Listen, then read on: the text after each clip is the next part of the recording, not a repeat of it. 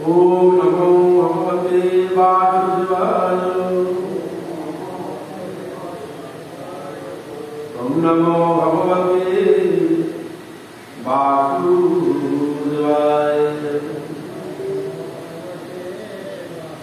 नारायण नमस्कृतं नरं चैव नरोत्तमं देवीं सरस्वतीं व्यासं ततो जयमुदीरय। अष्टकायेषु अभद्रेषु नित्यं भागवत सेवया भगवती त्वं सर्वे भक्ति भवति।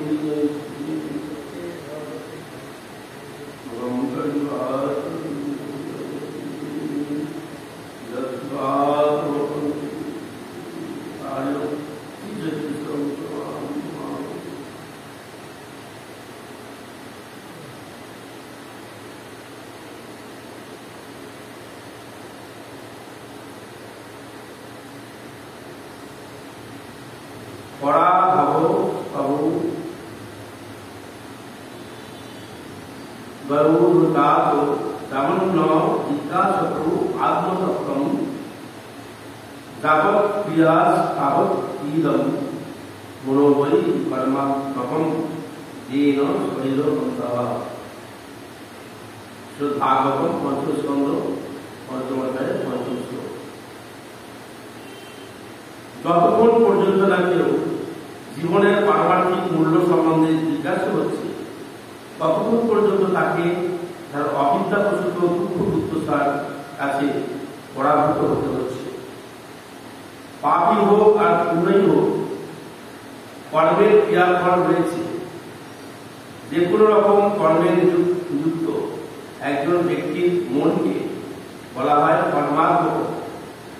সকাম কর্মে রঞ্জিত মন যতক্ষণ পর্যন্ত পরিশুদ্ধ থাকে, চেতনা যতক্ষণ পর্যন্ত অস্বচ্ছ থাকে এবং যতক্ষণ পর্যন্ত কেউ সকাম কর্মে আকৃষ্ট থাকে ততক্ষণ পর্যন্ত তাকে একটি জড়দেহ গ্রহণ করতে হবে।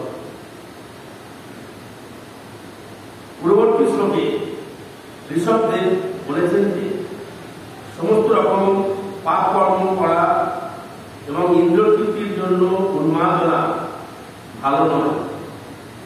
নাস্তিকেরা বলতে পারে, ধরে নিলাম আমি একটি জড়দেহ পেয়েছি এবং সেটি কিছুটা দুঃখ দুঃসাপূর্ণ, কিন্তু তাতে কি হয়েছে? এই দেহটির সমাপ্তি রয়েছে এবং তারপর আর কোনো যন্ত্রণা বা আনন্দ কিছু থাকবে না। বৌদ্ধ তত্ত্ব এরকম, এই দেহটি হচ্ছে বস্তুর সমন্বয়, এখানে যন্ত্রণা ও আনন্দ রয়েছে, তাই এই দেহটিকে শূন্যে পরিণত করো, তাহলে আর কোনো যন্ত্রণা ও আনন্দ থাকবে না। এই বিষয়ে ঋষভদেব বলেন, না, এই দেহের সমাপ্তি হবে আর তারপর তোমাকে আরেকটি নতুন দেহ গ্রহণ করতে হবে। যতক্ষণ পর্যন্ত তুমি একটির পর একটি দেহ গ্রহণ করে যাবে ততক্ষণ পর্যন্ত জড় অস্তিত্বের দুঃখ দুর্দশাপূর্ণ অবস্থাও অব্যাহত থাকবে। শুরুতে ঋষভদেব বলেছেন যে এই মনুষ্য দেহটি কেবলমাত্র কুকুর বেড়ালের মতো ইন্দ্রিয় কর্পণ করে অপব্যবহারের জন্য নয়। তাই এখন তিনি বলছেন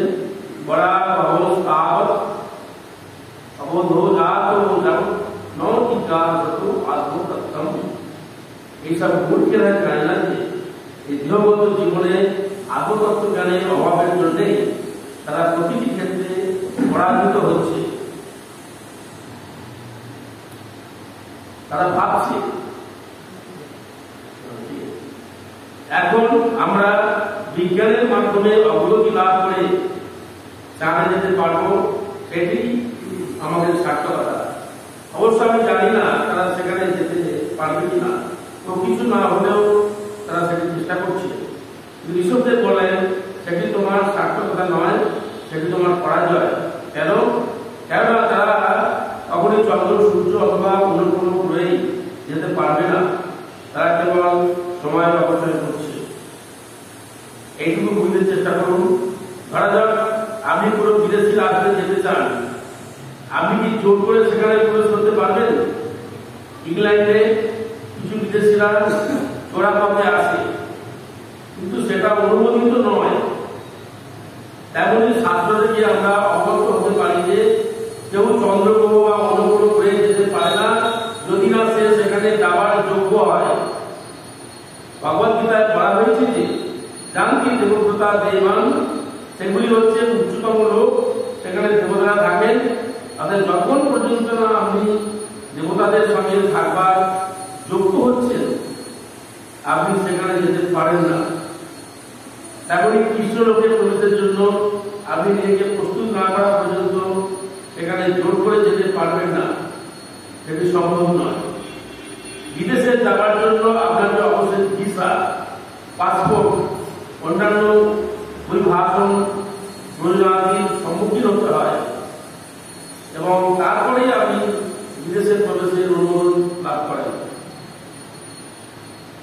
তাই আপনি যদি অন্য কোনো গ্রহে যেতে চান, আপনাকে কঠোর পরিশ্রম করতে হবে। এরকম চেষ্টার কি লাভ? আপনি সেখানে থাকতে পারবেন না, সেখানে আপনি প্রবেশ করতে পারবেন না। ফলে তথাকথিত বৈজ্ঞানিক প্রগতির মাধ্যমে এই ধরনের প্রচেষ্টাটি হচ্ছে পরাজয় মাত্র। এই ধরনের অভিযানের মাধ্যমে তারা কি লাভ করেছে?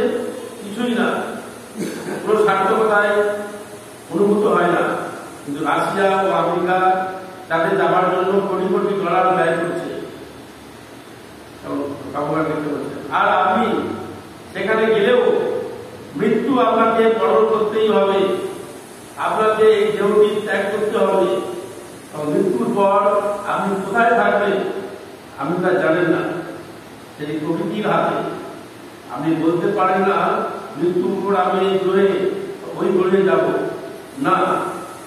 আপনি সম্পূর্ণভাবে প্রকৃতির নিয়ন্ত্রণাধীন।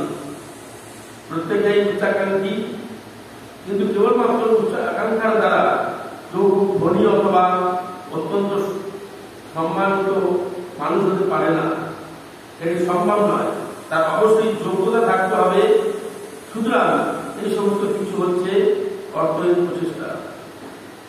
সর্বোচ্চ আইন অনুসারে আপনাকে আচরণ করতে হবে, কিন্তু তারা বিশ্বাস করে না যে সর্বোচ্চ কর্তৃপক্ষ রয়েছে এবং তার বিচার রয়েছে। তারা অন্ধের মতো মনে করছে যে তারা যা ইচ্ছা তাই করতে পারে, কিন্তু সেটা ঠিক নয়। পরাভব, এটিকে বলা হচ্ছে পরাজয়। পরাভব স্থাব যতক্ষণ পর্যন্ত না কেউ ঘৃণামুখ করার চেষ্টা করছে, সে পরাজিত হচ্ছে। এই হচ্ছে অবস্থা। কেউ তার নিজস্ব পরিচয় জানতে চান না, কিন্তু শ্রীল সনাতন গোস্বামীর কাছ থেকে আমরা এই শিক্ষা লাভ করি।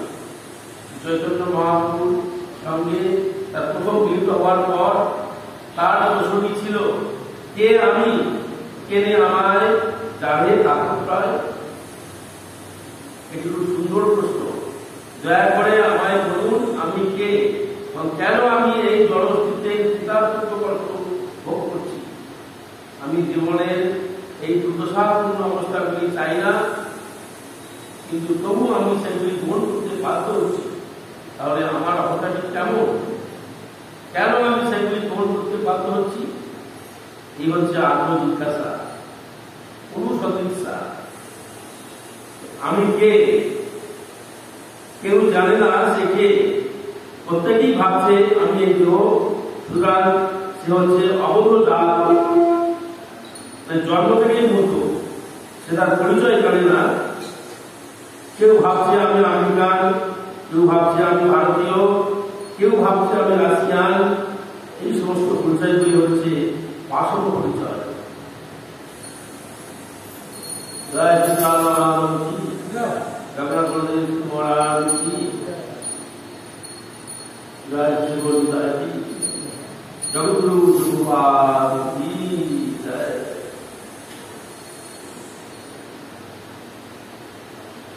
একটি কুকুর মনে করে আমি দেব, একটি বিড়াল মনে করে আমি এই দেব, কিন্তু একজন মানুষ যদি এমনিভাবে ভাবে তাহলে সেটি তার অজ্ঞানতা। আপনি যদি সেই অজ্ঞানতাকেই আপাতত ভাবেন, তবে আপনার কৃতিত্ব বলে যা কিছুই আপনি বিশ্বাস করুন না কেন, সেটি আপনার সফলতা নয়, প্রকৃতপক্ষে সেটি পরাজয়। এটি হৃদয়ঙ্গম করতে হবে। প্রত্যেকেরই জিজ্ঞাসা হওয়া উচিত। সনাতন গোসাইপাদ এই উদাহরণ প্রদান করেছেন। তিনি শ্রী চৈতন্য মহাপ্রভুর কাছে গিয়ে জিজ্ঞাসা করলেন, কিবা করে আমায় বলুন আমি কে, সেটা আমি জানতে চাই। সাধারণত লোকে আমাকে পণ্ডিত বলে, কিন্তু আমি জানি না আমি কে। শ্রী সনাতন গোস্বামী এই কথা স্বীকার করেছেন।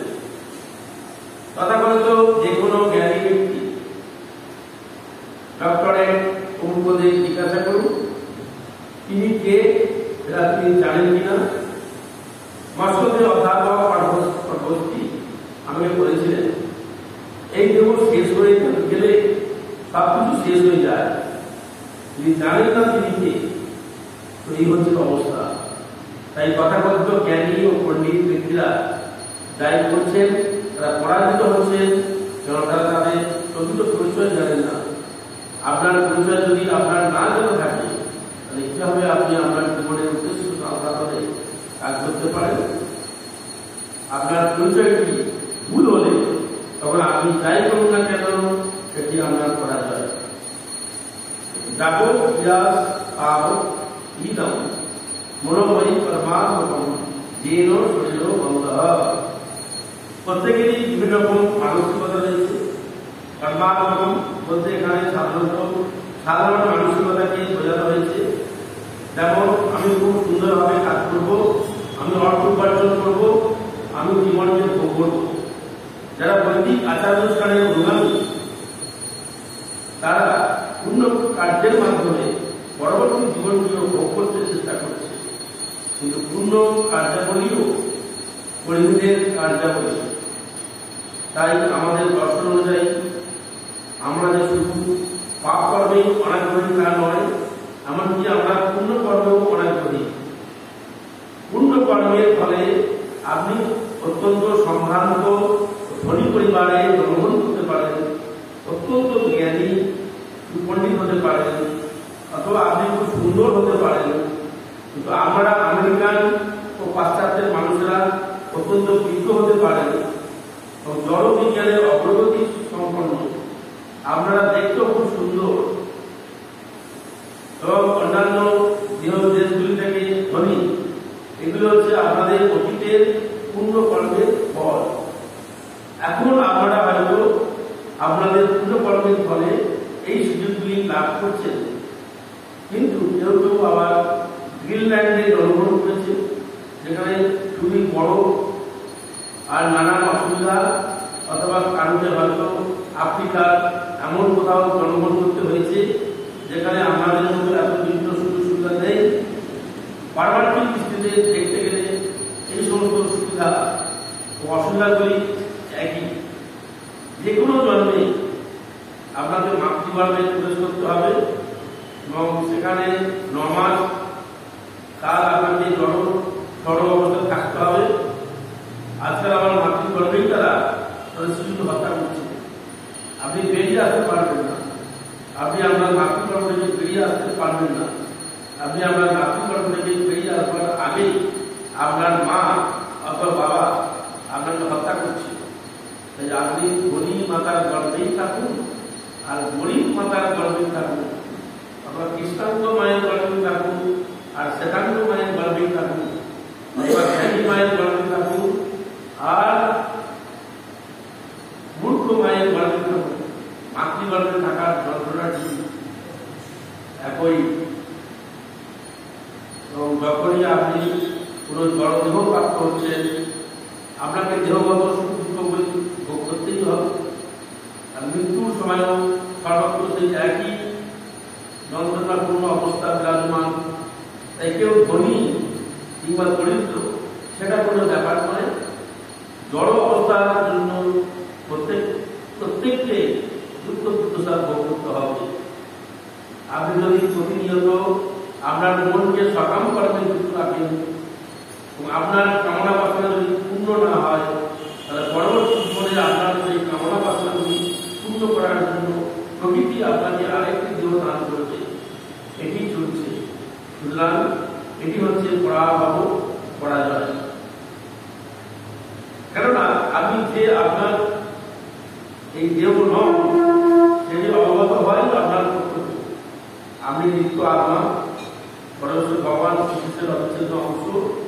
আপনার প্রকৃত কর্তব্যটি হচ্ছে এই পুরো জনজন্তু চক্রে সমাপ্তি স্থাপন করে কৃষ্ণ ভাবনাময় পূর্ণ হয়ে আপনার প্রকৃত আলয় ভগবানে ফিরে যাওয়া। কিন্তু ইহার সেটা বুঝবে।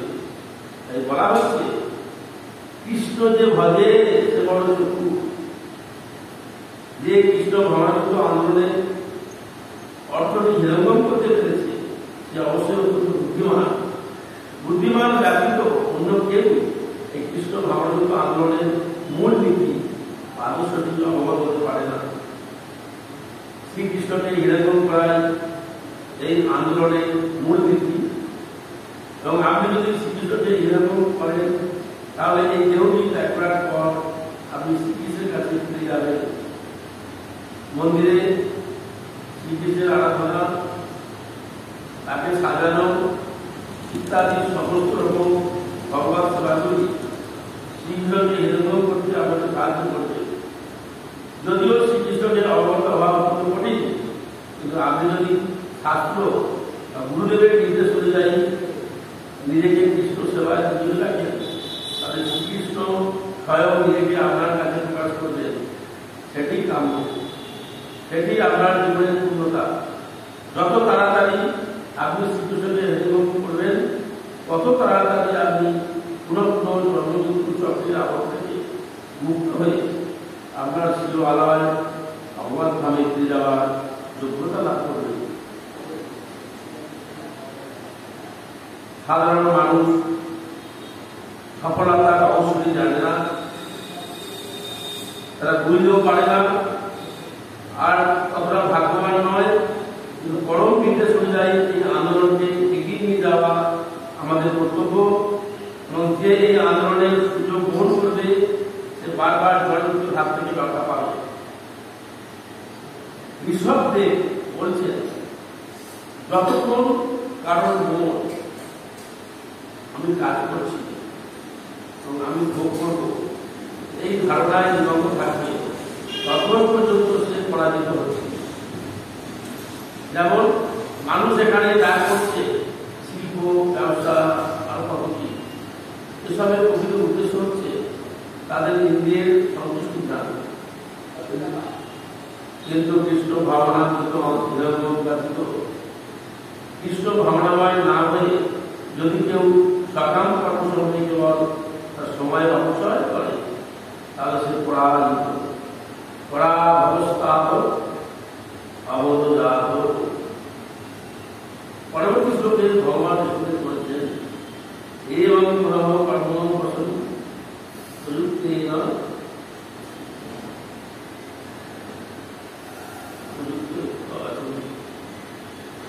অবিদ্যায়া আত্মরূপমানে জীর্ণ যাবৎ বাসুদেবেন সতে দেহ জমিন তাবৎ। ভাগবত পঞ্চস্কন্ধের 15 শ্লোক। জীব যতক্ষণ অবিদ্যার দ্বারা আচ্ছন্ন থাকে সে তখন জীবাত্মা পরমাত্মাকে অবগত হতে পারে না। তার মন তখন সকাম কর্মে প্রস্তুত থাকে। তাই যতক্ষণ পর্যন্ত না আমার অভিন্ন ভগবান বাসুদেবের কারণ কি হচ্ছে ততক্ষণ পর্যন্ত বারবার একটি জনদেব ধারণ করা থেকে সে অবশ্যই উদ্ধার লাভ করতে পারবে না। সকলকে জীবনের এই ভ্রান্ত ধারণার মধ্যে রয়েছে, সকলেই জীবনের এই ভ্রান্ত ধারণার মধ্যে রয়েছে। কিন্তু সে যদি কোনোভাবে বাসুদেব শ্রীকৃষ্ণের ভক্ত হয় তাহলে সে রক্ষা পেতে পারে। প্রীতি ন যাও যাও ময়ি বাসুদেব। ঋষভদেব বলছেন বাসুদেবের অবতার। এই জন্মমৃত্যুর আবরণ থেকে কেউ যখন ভক্ত সঙ্গ লাভ করবার ফলে ভগবত সেবার বীজ প্রাপ্ত হন, সেটি হচ্ছে বারবার জলমৃত্যুর হাত থেকে রক্ষা পাওয়ার শুরু। সাধারণভাবে আমরা মানুষকে এই সুযোগ প্রদান করছি, পৃথিবীর বিভিন্ন জায়গায় আমরা কেন্দ্র স্থাপন করছি।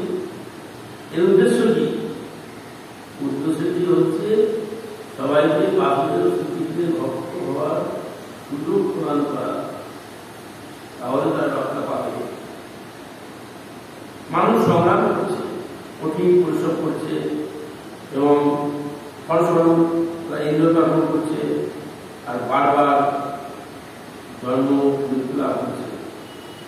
কিন্তু এই অস্তিত্বের সংগ্রামে যদি কেউ কোনোদিন কোনোভাবে বাসুদেবের প্রতি ভক্তিপূর্ণ সেবার বিধি লাভ করে, তাহলে সে রক্ষা পায়। কৃষ্ণ ভাবনাময় না হওয়া পর্যন্ত মানুষের কোনো কোনো জন্ম মৃত্যু এক জন থেকে আরেক দিকে দেহান্তরিত হওয়া অব্যাহত থাকে। এটি হচ্ছে কৃষ্ণ ভাবনামীদের মূল তত্ত্ব। কৃষ্ণ ভাবনা থেকে কোন রকম ধর্মীয় বিশ্বাস করে ভুল বুঝবেন না। এটা একটি বিজ্ঞান। কিভাবে কোনো জনমৃত্যুর চক্র থেকে মুক্ত হওয়া যায়, এই সেই বিজ্ঞান। মানুষ যেমন কতগুলি বিভিন্ন প্রকার ধর্মগ্রন্থ গ্রহণ করে, এটি সেরকম কোনো ধর্মীয় ক্ষমতা নয়। কেউ হিন্দু, কেউ মুসলমান, কেউ খ্রিস্টান, এটা তেমন নয়। এটা একটি বিজ্ঞান। যেন যেন প্রকারেণ ভগবানের প্রতি তোমার মনকে, তোমার প্রেমকে বিকশিত করো, তাহলে তুমি রক্ষা পাবে। আমরা এই শিক্ষাই দিচ্ছি। আমাদের ভগবত প্রেমকে আমরা কিভাবে বিকশিত করব? আমাদের কাজের মাধ্যমে। প্রত্যুষের সজ্জা দ্বারা মঙ্গলার নিবেদন, বিগ্রহ সজ্জা, একটা সুন্দর খাদ্য নিবেদন, উৎসব পালন, গ্রন্থ চয়ন এবং সেগুলি বিতরণ, ভগবত সেবার এই সমস্ত কার্যগুলি আমাদেরকে পুনঃ পুনঃ জনমৃত্যু থেকে উদ্ধার করে। অন্যথায় আমাদের সর্বনাশ হয়, আমাদের বারবার জন্ম মৃত্যু হতেই থাকবে। এই হচ্ছে অবিদ্যা। অবিদ্যার ফলে আমরা কখনো মানুষ, কখনো কুকুর, কখনো বিড়াল, আবার কখনো দেবতা, এরকমই হয়ে চলছে। শ্রী চৈতন্য মহাপ্রভু বলেছেন ব্রহ্মাণ্ড ভূমিতে। এই ব্রহ্মাণ্ড জুড়ে বিভিন্ন ঘুরে আমরা একদম থেকে আরেককেও দেহান্তরিত হয়ে ভ্রমণ করছি। কিন্তু কেউ যদি একবার কৃষ্ণ ভাবনামৃত আন্দোলনের সংস্পর্শে আসে, তখন কৃষ্ণ ভাবনামৃত আন্দোলনকে হীরাঙ্গম করতে যথেষ্ট হয়, তবে সে ভাগ্যবান। কেননা বারবার জলমৃত্যুর হাত থেকে রক্ষা পাবে। তাই শ্রীকৃষ্ণ স্বয়ং ব্যক্তিগতভাবে অবতরণ করে এবং বলেন সর্বধর্মান পরিত্যাজ্য মামেহং শরণং ব্রজ। আপনাদের সাথে শ্রীকৃষ্ণ বলছেন আমাদের আত্মসমর্পিত হওয়া। এখানে কৃষ্ণের কোনো স্বার্থ নেই। আপনি যদি শরণাগত না হন, তাদের কৃষ্ণের কোনো করতে হবে না। তিনি সর্বশক্তিমান। তিনি যদি ইচ্ছা করেন, তাহলে আপনার কোটি কোটি ভক্ত তিনি করতে পারেন। তিনি প্রচার করতে যে তোমরা আমার ভক্ত হও, তাহলে আমি খুব ধন্য হব না।